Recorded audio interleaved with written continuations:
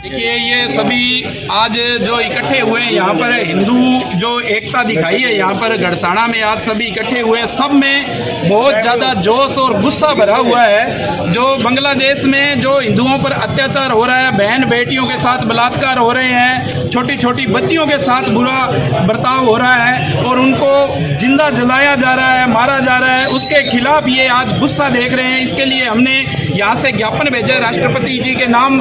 वैसे हमारे प्रधानमंत्री जी ने स्पष्ट बोल दिया है बांग्लादेश को कि हम हिंदुओं पर अत्याचार नहीं सहेंगे और किसी तरह की यहाँ पर ऐसा कुछ हो रहा है इसको तुरंत प्रभाव से रोका जाए, उसके लिए हम सभी इकट्ठे हुए हैं। धन्यवाद। अंदर करीबन 3 करोड़ बांग्लादेशी है। इसका एक ही समाधान किया जाए तो ही बहुत होगा। और बांग्लादेश के अंदर अल्पसंख्यकों की संख्या करीबन हिंदुओं की 1 करोड़, करीबन 1 करोड़ 10 लाख के आसपास वहाँ पे अल्पसंख्यक है। उन पर यदि अत्याचार होता है तो भारत को ये करना चाहिए कि हम 3 करोड़ बांग्लादेशी वापस भेजें। एक ही बिंदु पे आ जाए तो वो सिलेंडर हो जाएगा बांग्लादेश। वो 3 करोड़ की भीड़ छोड़ के 30 लाख की भी भीड़ बर्दाश्त नहीं करता। रोहिंग्या मुसलमान जो मुस्लिम ही थे उनके जाति वाले, उनको भी उन्होंने नहीं रहने दिया, जबकि भारत के अंदर ज़्यादातर रोहिंग्या घुसे थे। इसका मतलब यह है कि वो भीड़ से पहले ही परेशान है, हमको वापस भीड़ भेजनी पड़ेगी जो भारत के अंदर है। नहीं तो बांग्लादेशी जो भी जिनकी नागरिकता मिल चुकी है 1.5-2 करोड़ की, उनकी नागरिकता रद्द की जाए और 3 करोड़ बांग्लादेशियों को वापस भेजा जाए। यही एकमात्र समाधान है। मैं पूरे भारत सरकार को और पूरे हिंदुस्तान को, पूरी भारत देश की जनता को इस बारे में समाधान बताना चाहता हूँ। एक ही समाधान पे, एक ही पॉइंट पे चलेंगे तो भी जब समाधान होगा। यदि हिंदुओं का अत्याचार 1 करोड़ 10 लाख का जब भी समाधान होगा, 1 करोड़ 10 लाख के बदले 3 करोड़ लेने के लिए तैयार रहे। बिल्कुल है। बांग्लादेश में जो अराजकता फैली है, उस अराजकता फैलाने में जो बुरे लोगों का हाथ है, उन्होंने सबसे ज़्यादा अत्याचार जो वहाँ के हिंदू हैं उन पे किया है। पूरा हिंदुस्तान इस घटना को लेके चिंता में है। पूरा हिंदुस्तान इस घटना को लेके एक है। पूरे हिंदुस्तान में इस घटना को लेके आक्रोश है। इस आक्रोश के रूप में ही आज जो गढ़साना के हिंदू हैं उन्होंने विरोध स्वरूप बांग्लादेश के खिलाफ और पूरे विश्व को चेतावनी देते हुए ये ज्ञापन राष्ट्रपति जी के नाम सौंपा है कि पूरा देश एकजुट है। किसी भी देश में किसी हिंदू पे अत्याचार होता है तो उसके खिलाफ हिंदुस्तान पूरे हिंदुस्तान के हिंदू एक साथ खड़े। बिल्कुल है। सब लोग जो भारत के बाहर बांग्लादेश के अंदर भारतीयों के ऊपर जो अत्याचार हो रहा है उसके खिलाफ एक आवाज़ में हम सब लोग इकट्ठे होकर के आए हैं।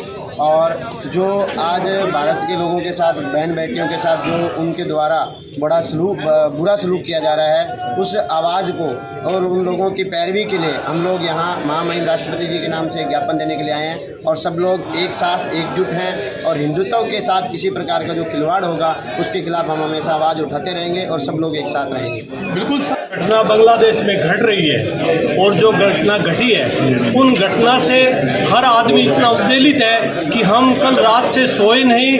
हमारी ऐसी हालत हो गई है कि हम कुछ सोच नहीं पा रहे हैं कि ऐसी विभत्स घटनाएं भी एक सभ्य समाज में हो सकती है। जो अपने आप को लोकतांत्रिक होने का दावा करते हैं और जिन्होंने ये कहा है कि बांग्लादेश में लोकतंत्र नहीं था और उस लोकतंत्र को हमने आंदोलन द्वारा स्थापित किया है, और वही लोकतंत्र के धनी। और मुझे सबसे ज्यादा दुख इस बात का है कि जो लोकतंत्र की दुहाई देते हैं, जो संविधान को खतरे में दुहाई देते हैं, पता नहीं आज उनकी जबानें क्यों बंद है। ये आज नहीं, ऐसा नहीं है कि वो आज हिंदुओं पे अत्याचार हो रहा है, वो सभी पे हो रहा है। उसमें जैन, सिख, ईसाई जो भी है वो सब कम्युनिटी हमारी है। और कल जो एनआरसी जो लागू हुआ था उसके बारे में जो बड़ी बड़ी बातें कर रहे थे, इसी के लिए क्यों हमें भविष्य में पता था, इस मोदी जी को ये पता था, भारतीय जनता पार्टी की सरकार को ये पता था कि आने वाला कल क्या होगा।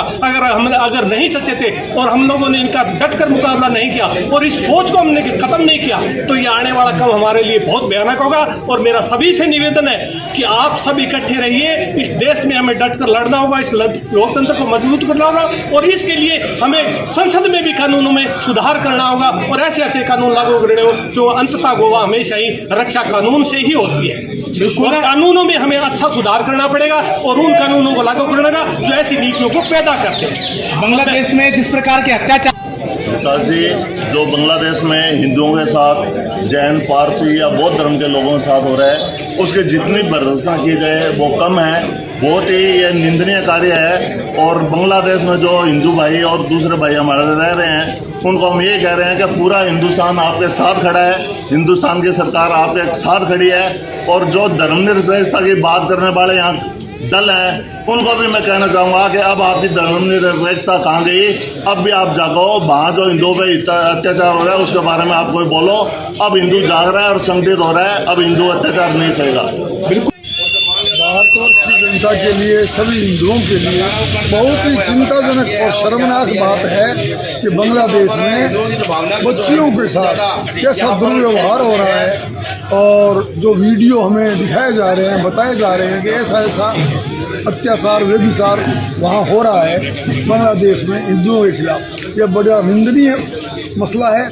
अपनी भारत की सरकार भी ये चाह रही है कि वहाँ से हिंदू निकल के यहाँ आ जाए, उन पर अत्याचार नहीं हो, उनकी संपत्तियाँ सुरक्षित रहे। पर ये कैसे संभव होगा, कैसे क्या होगा, ये सरकारी काम है। हम यहाँ पूरे गढ़साना क्षेत्र के लोग इस जो घटनाक्रम है बांग्लादेश का, इसकी पूरी निंदा करते हैं। हिंदुओं के खिलाफ अगर कोई कार्रवाई होगी तो ये बांग्लादेशियों के लिए ठीक नहीं होगा। कहने को वहाँ लोकतंत्र है कि लोकतंत्र का वो काम, क्योंकि वहाँ कोई लोकतंत्र नहीं है, तानाशाही का काम है। और भारत की जो हिंदू लोग हैं भारत में, ये उस सारे जो वहाँ कार्य हो रहे हैं हिंदुओं के प्रति, उनके लिए बहुत ही चिंता व्यक्त कर रहे हैं और बहुत ही निंदनीय कार्य वो जो बांग्लादेशी कर रहे हैं। पूरे भारतवर्ष में इसकी निंदा हो रही है। और मैं सरकार से भी आग्रह करूँगा कि वहाँ के हिंदुओं को सुरक्षित निकाला जाए और उनकी यहाँ बसने की व्यवस्था करी जाए, वो सेफ रहे, उनकी संपत्तियाँ, बहू बेटियाँ सारी सुरक्षित रहे। इसीलिए आज राज्यपाल राष्ट्रपति साहब के अपने महोदय को अपने ज्ञापन दिया है सभी।